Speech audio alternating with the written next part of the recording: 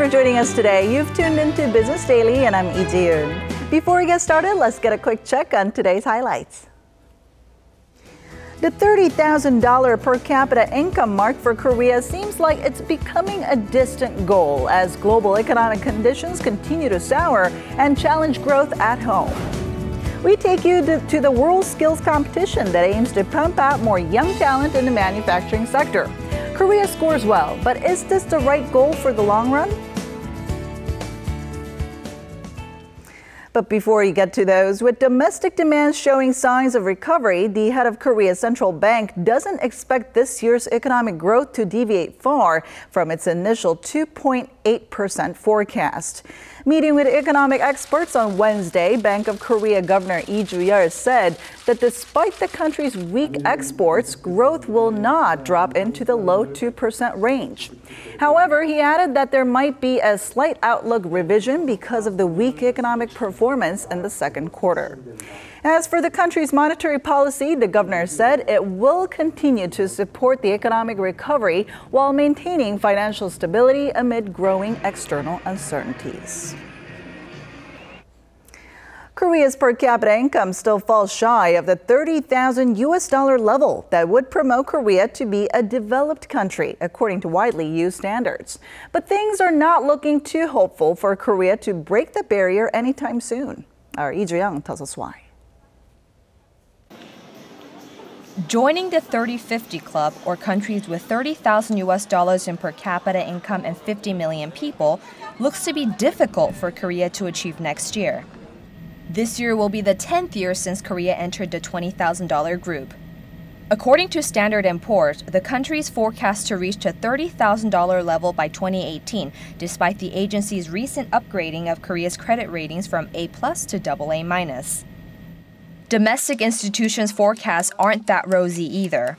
In fact, LG Research Institute expects an on-year drop of $1,000 in 2016 from this year's $27,100.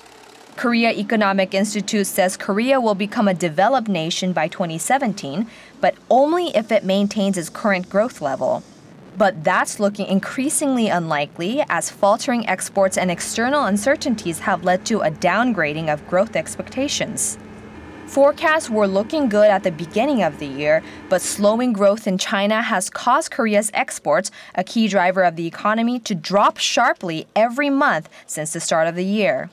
Global economic woes such as volatile stock markets and uncertainty surrounding the timing of the U.S. Federal Reserve's planned rate hike have had a negative effect as well. Experts say strong domestic consumption has been key for countries to make the leap from a developing to developed country.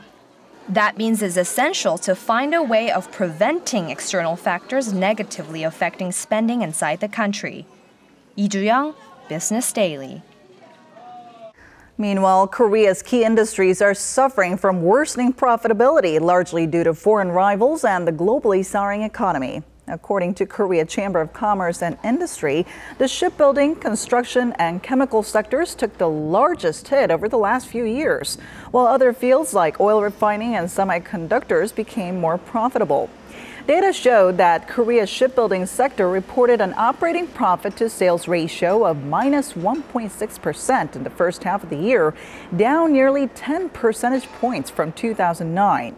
Builders also posted a 1.4 percentage point drop from 2008, logging 3.7% in operating margin. Meanwhile, the refinery industry saw a 2 percentage point rise over the cited period on the back of low global oil prices.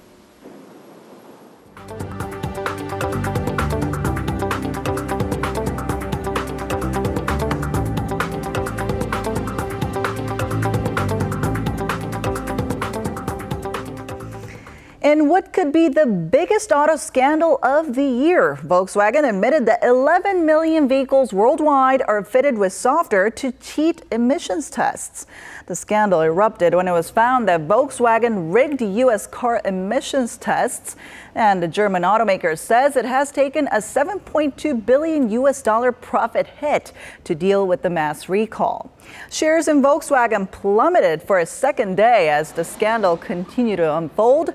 And after already falling 19% on Monday, stocks in VW Group dropped a further 18% on Tuesday as the manufacturer apologized over the controversy.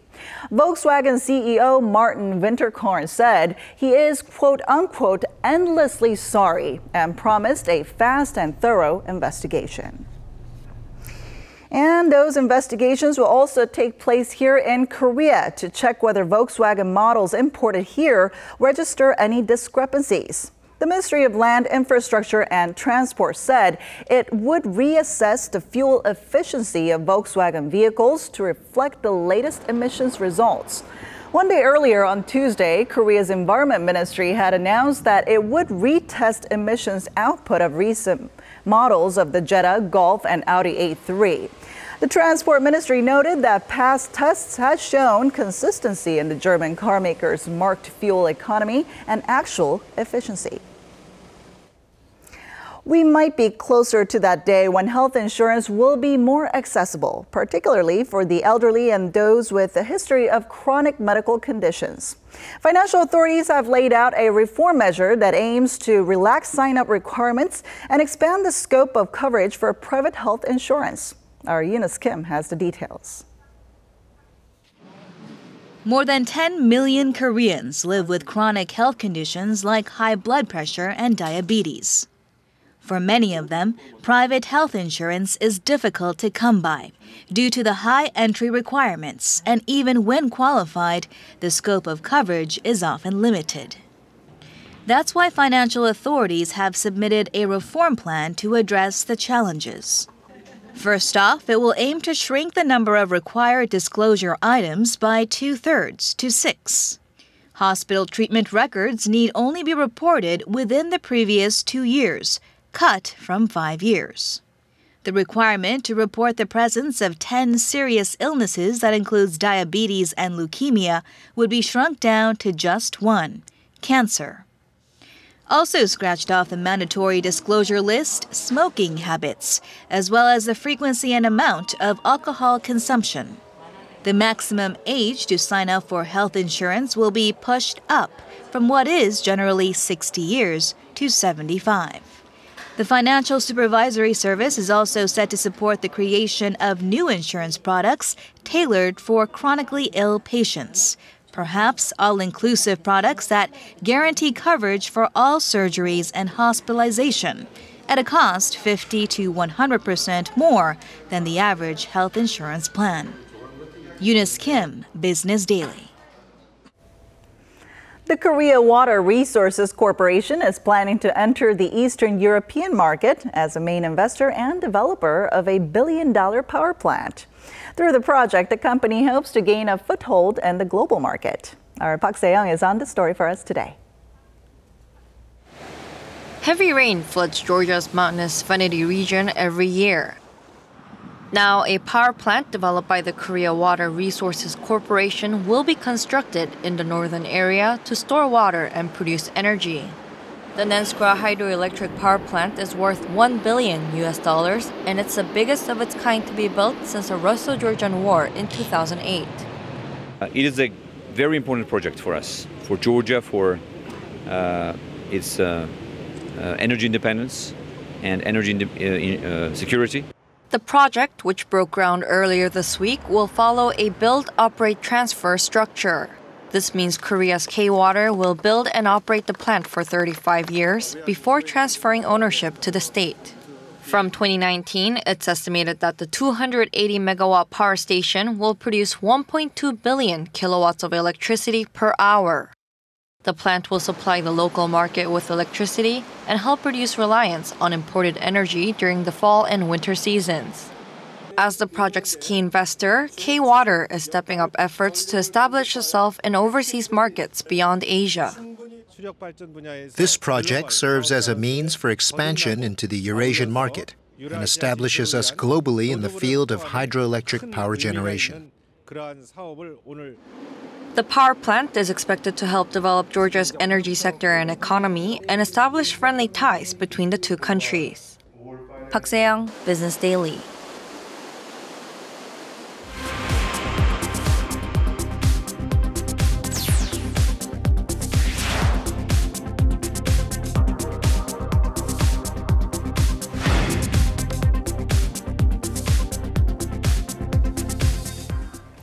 As an export-driven economy, manufacturing plays a crucial role here in Korea, and already the sector has been a strong driving force for growth in the country for decades. But in the face of cooling growth around the world, Korea's manufacturing sector has also been hit hard. Investment and efforts to continue fostering growth still remain strong. And our Shin Se-min joins us in the studio today to tell us more about such efforts. Hello, Se-min. Hi, Jiyoung. All right, so I heard you're going to give us a specific example that's aimed at fostering manufacturing and revitalizing the manufacturing sector. You're right. The WorldSkills competition is just that. It's where competitions and participants under the age of 23 come together to demonstrate their abilities, technical abilities in the field of manufacturing. And exactly how this is different from competitions around the other sporting events, here's more. Cha Seung-woo is a technician working at a furniture company. At just 20 years old, he's already a manager. Fresh out of high school, Cha is different in that his skills, unlike many at his age, are recognized on the international level. He's also a member on the national team, which swept up a gold medal in carpentry at the recent vocational WorldSkills competition held in Brazil.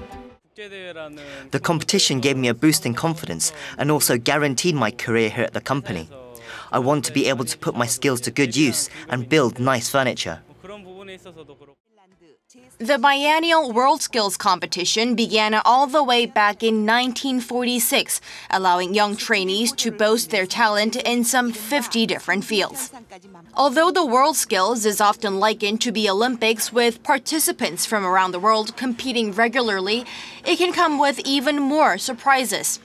With many young participants flooding the event, contestants' profiles aren't disclosed beforehand, making it difficult for participants to foresee what they're up against.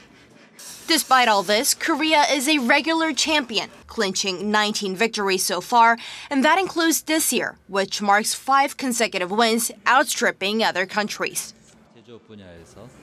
We're looking beyond the competition. We're trying to pump out more talented individuals who contribute to the country's manufacturing sector, where their skills are needed and valued most.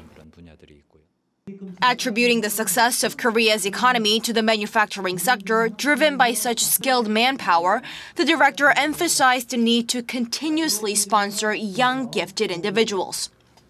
But others say with time come changes, which should be reflected in the country's human resources. The paradigm of Korea's economy has shifted. We are in need of more manpower in the field of research than manufacturing because for some time now, a lot of the manual work has been replaced with machines. But Cha Seung-woo's employer firmly believes that every business needs it all: skilled labor, researchers, and administrative workers. Meaning the shift in the economic paradigm doesn't necessarily mean less demand for skilled technicians. Of course, much of our operation is automated now, but that doesn't mean we don't need manual labor, because we need technicians who can manage the machines that we operate. So training individuals who are capable of handling more than simple tasks is what companies like us look for. The president added skilled workers should receive more benefits without discrimination, as well as training to keep them competitive, instead of locking them into the same repetitive jobs. So this WorldSkills competition allows competitors, I guess, to brush up skills needed for manufacturing. But then in your report, you talked about the age limit. Why the age limit? Because I feel like getting rid of this would actually allow more people to, I guess, show off a wider range of skills. You're right, but if you look at it from the other side, that's what it makes an fair competition for all, because by limiting the age, you can also limit the amount of experience they come with, because all in all, more experiences and more years means more hands-on experiences for for the competitors. Plus, the competition provides greater motivation for participants. A lot of participants, they say, have been practicing their skills and honing their skills even after the competition. Well, you know, this almost sounds like the part of the labor reform drive that the country has been pushing. I mean, minimizing the mismatch between work and, I guess, the education that people receive. You're right. It's much like what the government is pushing for, minimizing the gap between the so-called mismatch between jobs and the trainings that we get from schools. Now, the competition is similar in sense that it helps young Koreans grow up as skilled technicians, especially those who are sure what they want to do in life. All right, but then let's talk about the reality, I guess. I mean, this competition is meant to give a foot up to the younger generation, but then does this really actually help younger people to land jobs? Most of the participants who win awards at the competition are either being supported or will get support from companies like large conglomerates and small and mid-sized enterprises like country's leading Samsung Electronics, Hyundai Heavy Industries, and other SMEs in the manufacturing businesses. But the number of participants is minimal compared to the size of the country's manufacturing sector, just making up a fraction. So it's a stretch to hope that competitions like this will lead to more employment down the line, but it does have an indirect impact as those training for the competition are polishing skills for themselves and for the company as well. Well, let's hope to see more of these competitions in the future. Thank you so much for coming in today, Taemin. My pleasure.